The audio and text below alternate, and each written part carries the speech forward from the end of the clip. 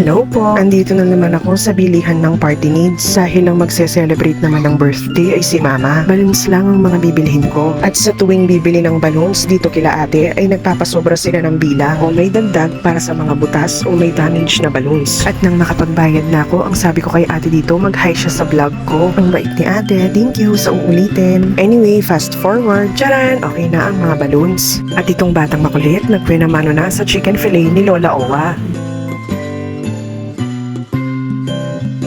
Umalis muna kami saglit dahil nagpasama si ate dahil bibili na lang daw ng cake ni Mama. Hindi na nagawang makapag-bake ni ate dahil nagahol na sa oras. Kaya eto, for the bili kami ng cake ng birthday celebrant. At bago kami dumiretso sa bilihan ng cake, ay may dadaanan muna kaming friend ni ate at isinabay na namin itong padala ni Mama.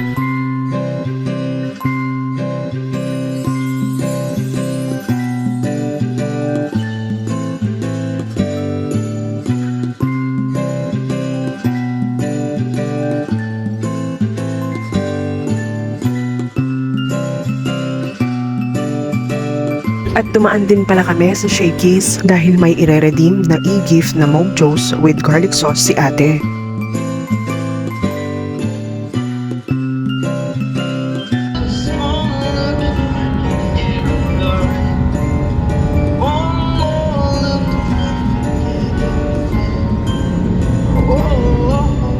At habang hinihintay namin si ate, nag-sound trip na muna kami ni Papa. Medyo natagalan si ate dahil iniluto pa raw yung mga mojos.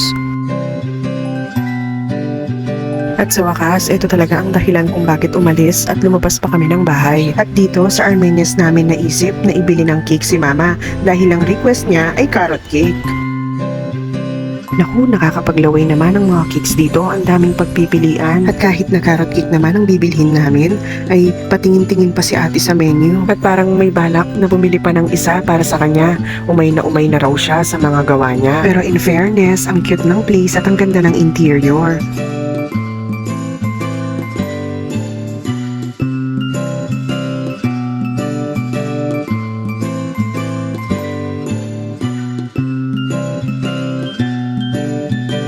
At syempre, bago mag-blow ng cake ang aming Mother Earth, ay i-flex ko raw muna itong niluto niya. Happy birthday, Lola Owa! Ang sabi mo sa amin na kung maaari ay makapag-celebrate ng birthday every year. Kayong dalawa ni tatay dahil life is short, lalo na mga senior na. At ang sabi mo rin ay nagpapasalamat ka dahil healthy ka at hindi nagkakasakit. Salamat sa barley, Char!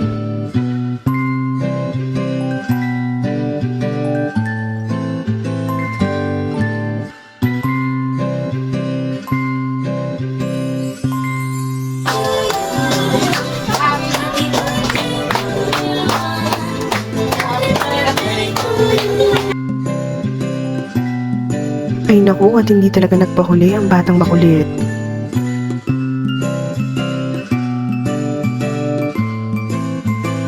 Kasama din pala namin nag-celebrate itong ating mga beautiful girls. Mga friends nga pala ni Ate Yen. Natawa silang dalawa kasi ang sabi ko kasama sila sa vlog ko. O siya, sige kain na at huwag mahihiya.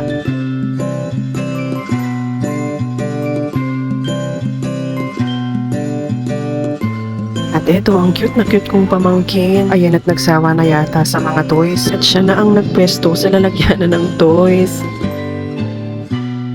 Okay, hanggang dyan na lang muna. Bye!